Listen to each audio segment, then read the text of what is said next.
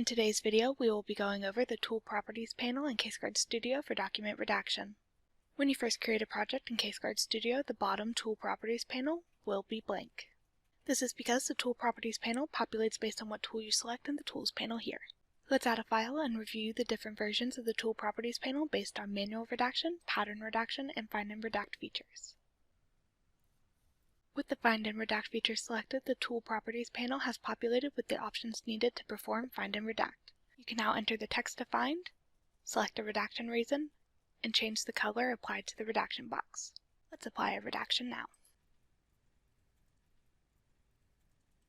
Right now there is a tag numbering the redaction box. If you would like to hide the tag, you can uncheck this box here.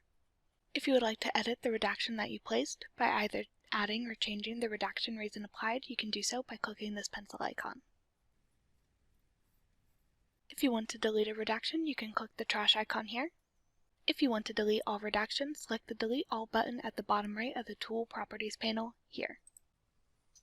When manual redaction is chosen from the Tools panel, the Tool Properties panel changes accordingly. You can now select a redaction reason and change the color of the redaction box applied. Again, when the Pattern and Regular Expressions redaction icon is chosen from the Tools panel, the Tool Properties panel will be updated. Now you have the option to select a pattern, enter a regular expression, select a redaction reason, and change the color of the redaction box applied. Now let's export this file and see the final version. Utilizing the Tool Properties panel is a sure way to streamline your document redaction process using CaseGuard Studio.